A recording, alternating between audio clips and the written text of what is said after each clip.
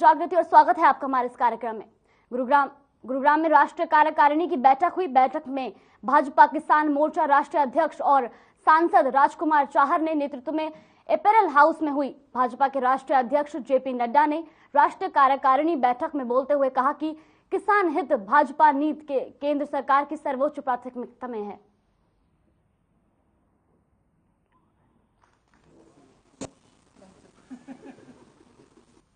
स्वागत के क्रम में बरीवाला से सभी महामंत्री, मैं चाहूंगा कि एक बार, क्योंकि हमारे मार्गदर्शक भाई साहब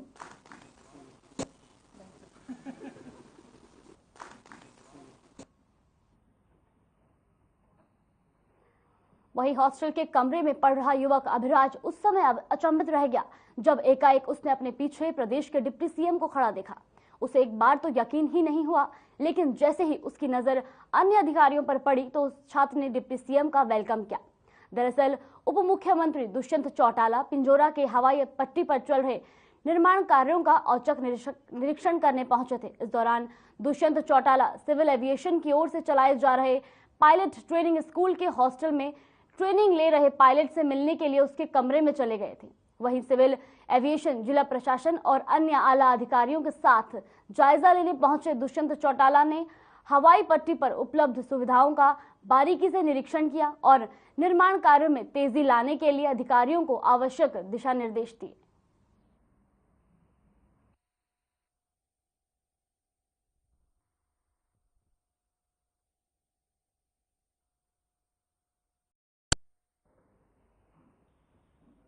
हरियाणा प्राइवेट स्कूल एसोसिएशन ने आज राज इंटरनेशनल स्कूल में बैठक की। बैठक में एक अहम निर्णय लिया गया कि जब तक सरकार पिछले 7 सालों का स्कूलों का बकाया नहीं देती है, तब तक कोई भी प्राइवेट स्कूल 134A के तहत दाखिला नहीं देगा। बैठक में 134A के साथ साथ भिवानी बोर्ड की ओर से 8वीं कक्षा की परीक्षा करवाने के बारे में और बावल ब्लॉक में कुछ विद्यालयों को जमीन की CLAU न होने के कारण नोटिस दिए जाने के विषयों पर चर्चा की गई।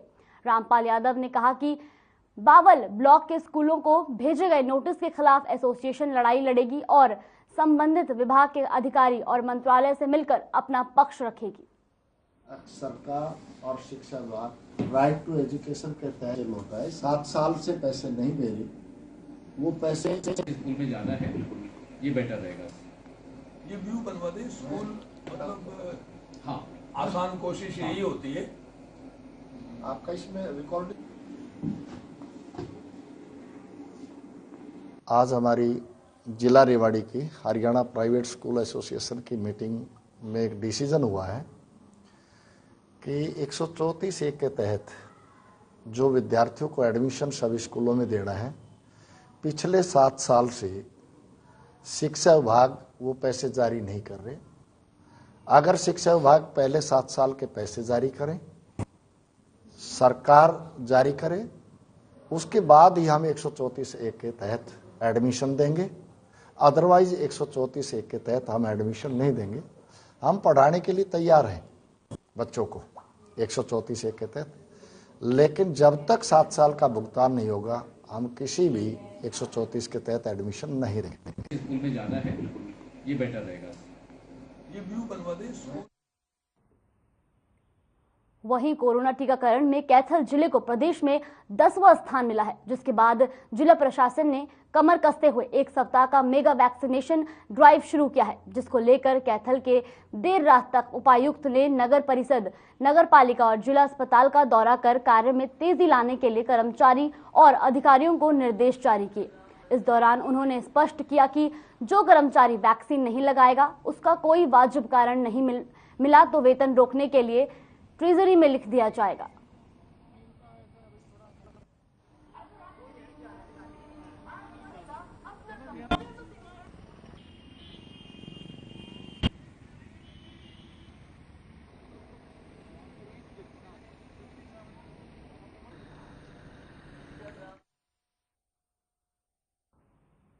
वहीं केंद्रीय जेल अंबाला में कैदियों की शारीरिक फिटनेस को बढ़ाने की कड़ी में जेल प्रशासन की ओर से इंटर ब्लॉक वॉलीबॉल प्रतियोगिता करवाई जा रही है। इस कड़ी में सभी ब्लॉक से एक एक टीम की सिलेक्शन की गई है। अंबाला सेंट्रल जेल के अधीक्षक लखबीर सिंह ने जानकारी देते हुए बताया कि इन सभी वॉलीबॉल टीमों का इंचार्ज एक जेल अधिकारी को बनाया गया है। इन इंचार्ज अधिकारियों के मार्गदर्शन में इन टीमों के खिलाड़ियों की ओर से पिछले एक सप्ताह में प्रतियोगिता की तैयारी के लिए निरंतर अभ्यास किया जा रहा है।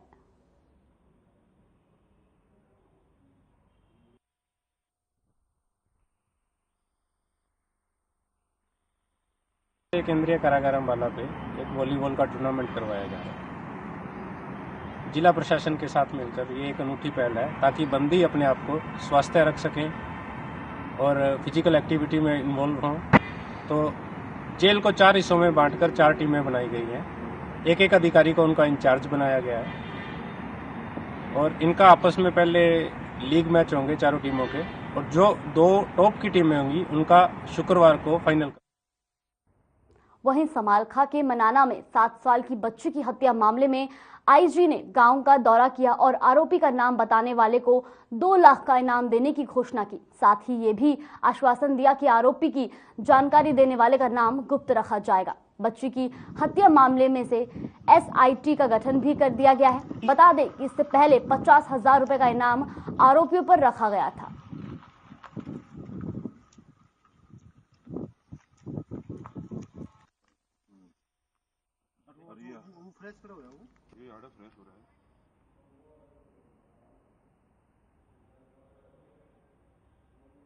गारंटी दूं मैं इस बात की।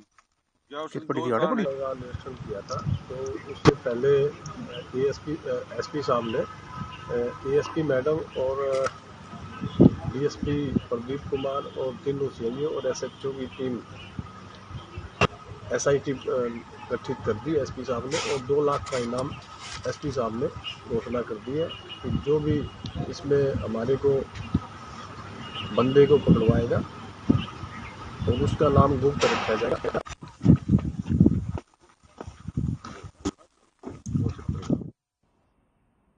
पलवल के मिंडकोला गांव में नहर में कूदने से 2 लोगों की मौत हो गई। जानकारी के अनुसार 16 दिसंबर की रात को महेश नाम का शख्स तनाव के चलते घर से आत्महत्या के इरादे से नहर के पास चला गया था। पत्नी को जब इस बात का पता चला तो वो भी पति के पीछे आ गई। इस दौरान महेश ने नहर में छलांग लगा दी। उसे बचाने के लिए पत्नी ने भी पीछे से छलांग लगा दी, जिसमें दोनों की ही नहर में डूबने से मौत हो गई। महेश का शव 17 दिसंबर की रात को बरामद कर लिया गया, जबकि महेश की पत्नी 24 वर्षीय मोहिनी का शव 18 तारीख को शाम को निकाला गया।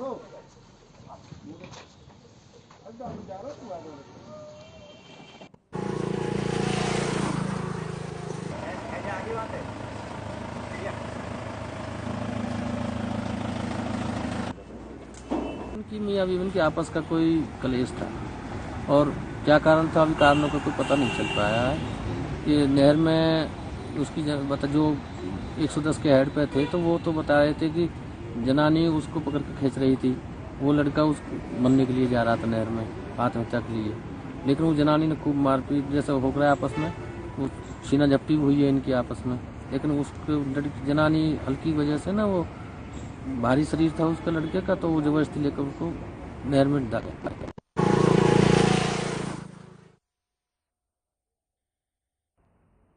वहीं अगली खबर ऐलानाबाद से है, जहां किसान रेस्ट हाउस में भारतीय जनता पार्टी का 1 दिवसीय मंडल स्तरीय प्रशिक्षण शिविर आयोजित किया गया। इस प्रशिक्षण शिविर का शुभारंभ पार्टी पदाधिकारी भारत माता श्याम प्रसाद मुखर्जी और पंडित दीनदयाल उपाध्याय के चित्रों के समक्ष दीप प्रज्वलित कर किया। इस शिविर में ऐलानाबाद मंडल के कार्यकर्ताओं को पार्टी के सिद्धांतों, रीति नीति व संगठनात्मक कार्यों व उपलब्धियों के बारे में बताया गया। प्रशिक्षण शिविर लगेगा अध्यक्ष जी, मेरे को लगता है ऐसा ही होगा कि जो आ गया, जो विषय दिया गया था के विस्तार के बारे में बोलने के लिए कहा गया है। आज पूरे हरियाणा में हर मंडल में ये प्रशिक्षण वर्ग चल रहा है, जिसमें भारतीय जनता पार्टी के इतिहास के बारे में, हमारे माननीय मुख्यमंत्री जी द्वारा हरियाणा सरकार में 7 साल की उपलब्धियों के बारे में, हमारे ज़िले के संगठन को कैसे मजबूत करना है और हमारे मंडल में किस तरह की हमें गतिविधियों को बढ़ाकर हमारे मंडल को मजबूत करना है। उसके लिए हमने ये प्रशिक्षण वर्ग लगाया था और जो पूरी तरह सफल रहा है। उसमें सभी साथी हमारी भारतीय जनता पार्टी के, हमारे पदाधिकारी और हमारे भारतीय जनता पार्टी से संबंधित जो भी लोग इसमें कार्य करते हैं, उन्होंने प्रशिक्षण वर्ग में बढ़ चढ़कर हिस्सा लिया है।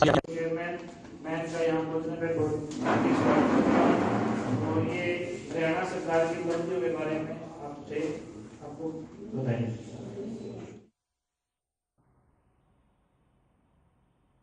सिरसा को जाम मुक्त कराने के लिए प्रशासन लगातार कड़े कदम उठा रहा है। बसों का परिचालक शहर के भीतर से बंद किया गया। सभी रूटों की बसों को महाराणा प्रताप चौक बरनाला रोड होते हुए निकलना शुरू किया गया।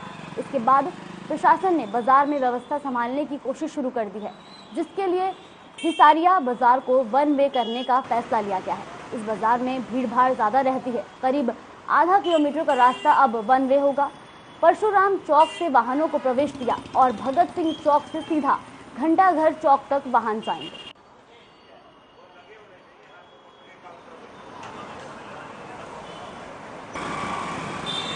साहब और डीसी साहब ने मीटिंग ली थी इसके संबंध में। उनके दिशा निर्देश अनुसार हमें बसों को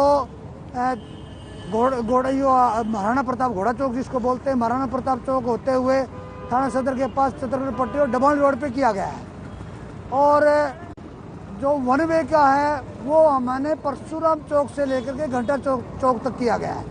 तो उनको कल से शुरू करेंगे हम। आज बच्चों का स्टेट का पेपर था, इस संबंध में आज हमने नहीं कर सके, लेकिन सोमवार से उनको हमें शुरू कर देंगे। नूंह जिले में शाह सतनाम सिंह की 31वीं पुण्यतिथि पर मेडिकल कॉलेज में फल वितरित किया गया। कार्यक्रम की शुरुआत बीजेपी जिला अध्यक्ष नरेंद्र पटेल द्वारा मरीजों को फल वितरित करके की गई।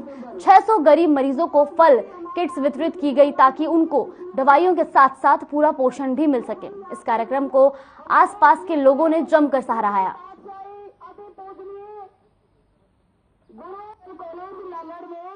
मेडिकल कॉलेज ऐसे ही आज अपने गुरु के पुण्यतिथि के उपलक्ष्य में हमारे शहीद हसन खां मेवाती मेडिकल कॉलेज में जितने मरीज हमारे यहाँ पर भर्ती हैं, विभिन्न बीमारियों से ग्रस्त हैं, उनके फल वितरण का काम संस्था द्वारा, डेरा सच्चा सौदा के द्वारा किया गया है। ये अच्छी पहल है और अब से पहले भी डेरा सच्चा सौदा की जो संस्था है, इन्होंने विभिन्न क्षेत्रों के अंदर में हर प्रकार की सेवा के कार्य किए हैं और आगे भी करते रहेंगे।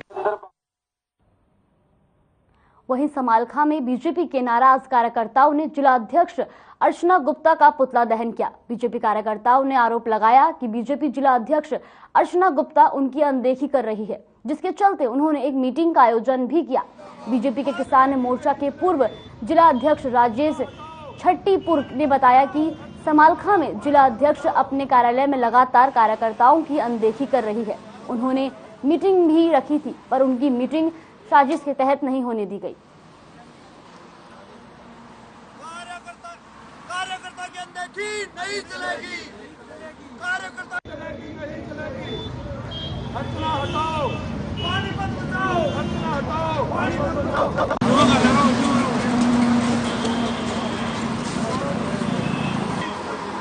भाजपा संगठन जिंदाबाद।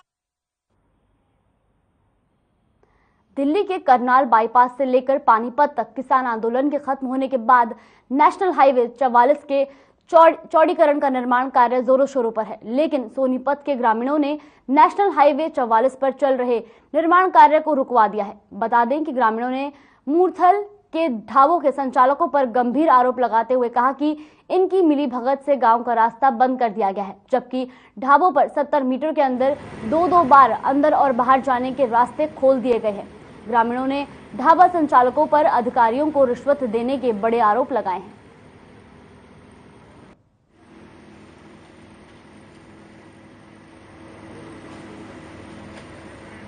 हमारे गांव का जो एग्जिट था उसको चेंज कर दिया।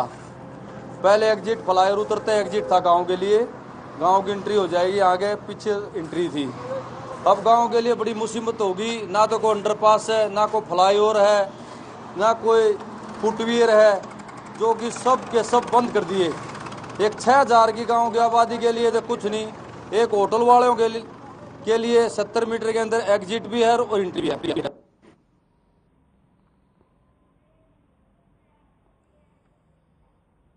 रुकते हैं एक छोटे से ब्रेक के लिए। ब्रेक के बाद फिर लौटेंगे खबरों के साथ।